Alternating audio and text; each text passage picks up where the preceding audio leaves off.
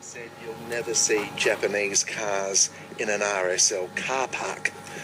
But if it was true then, it certainly isn't now. And 24 hours on from Ford's decision to end car manufacturing in Australia, in 3 years, anxiety is growing.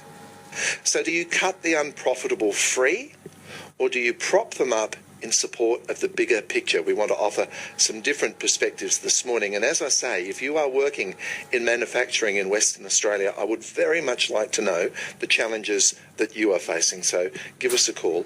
Labor Senator Doug Cameron joins me on the program. Doug Cameron, good morning to you. Good morning, Jeff. What's at stake here?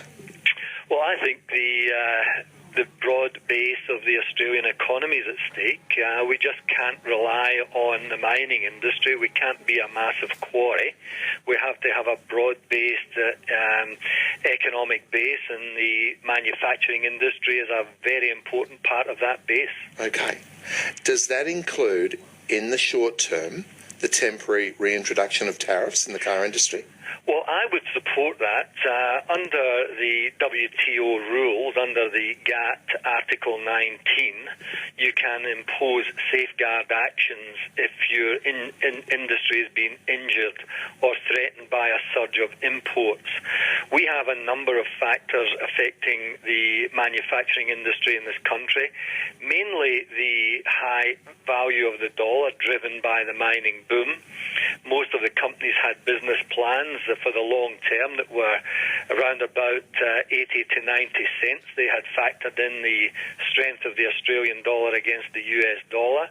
We've got countries like Thailand that we have so-called free trade agreements with, putting in non-tariff barriers. We've got countries like Japan and China manipulating their currency to give them an advantage. So really, instead of being free trade, there is an unfair trading situation in place, and I think we should support our manufacturing base. You will understand the arguments for and again the reintroduction of things like tariffs. And what would it actually do other than build resentment that the cars that people want to buy are going to be more expensive? You can build a protectionist wall, but don't we have to accept one thing, and the sales figures seem to make the point emphatically, that tastes change.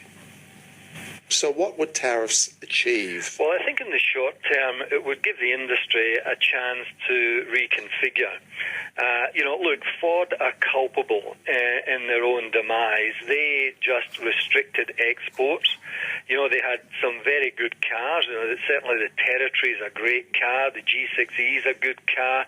But they have never looked outside the borders of Australia. So they have not had an export focus, and I think that's a problem for Ford. Some of the other companies, I think, are starting to look at the issue, which is about developing a smaller, more fuel-efficient and technologically smart car. And I think it's very important that we do that. You see, Tony Abbott this morning spoke about, recovery after the smokestacks. Well, it just shows that the coalition have got no idea what the vehicle industry is about. It's about robotics. It's about sophisticated logistics. It's about high skills. It's cutting-edge management systems and cutting-edge production systems. Do you think there would be any enthusiasm politically or across this country broadly for the reintroduction of a tariff in the car industry, and how long might you imagine such a tariff would last for? I don't think the political elite will embrace it at all. They are focused on this so-called free trade agenda, where we are the only ones that are pure in our approach to trade. I think we've got significant ideological battles that have taken place over a period of time, and the issue of tariffs have been pushed to the side as being dinosaur, as being old-fashioned. But the reality is the WTO and the GATT agreements provide for safeguard actions, and that's all I'm raising as part of the broader debate. Nothing should be off of the table.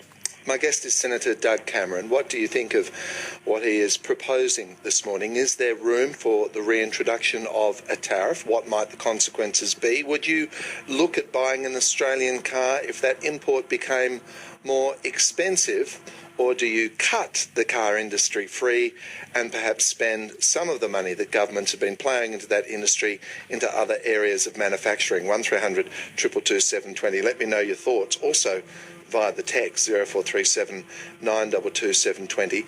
You know, we're talking cars, Doug Cameron, but there is a lot of talk this morning about an industry summit to rescue Australian manufacturing. Now, given the assumption that you wouldn't accept cuts in wages or declining labour costs, what areas of expertise should we be looking at? What are we good at building and perhaps exporting to the world? Well, look, I think Australia has got a long history of engineering excellence, and some of those high-tech areas, such as Cochlear, demonstrate that at the high end of engineering we can go out and beat the rest of the world. In terms of our manufacturing base generally, we've got a proud tradition of fabrication and engineering in this country. One of the problems we have is that the local mining, the multinational mining companies are using China, Korea, anywhere else but Australia to source their products. And I think there's a responsibility on the mining industry, who are responsible for the dollar being driven up, to bring more work back to Australia to widen our engineering base in this country. You know, every engineering and fabrication shop in Western Australia should be full, and that's not the case. The work's being done in China is being done overseas. And I just think the mining companies are not playing their part economically, and they are not playing their part socially. If you can engineer and fabricate more cheaply overseas, you're not going to choose an Australian labour base option unless someone compels you to. Can anyone compel business to do so? Well, the government has looked at enforcing more local content and trying to get the mining companies to actually play a socially responsible role. We've got Australian industry plans that we want to put in place, and if they don't work, then I think we should be saying to the mining companies, if you want to dig up our resources, if you want to make billions of dollars out of Australian resources, you have got a wider social responsibility to ensure that there is a wide economic base in the country, not just mining, and that we don't suffer the Dutch disease that we are suffering now, and you should be putting engineering and fabrication work into Australian workshops. Thanks for talking to me. Good, thank you. Senator Doug Cameron, I'd like to know your thoughts, and let's talk to those who are in the manufacturing business too. 1300 222 720. It's 17 minutes to 9.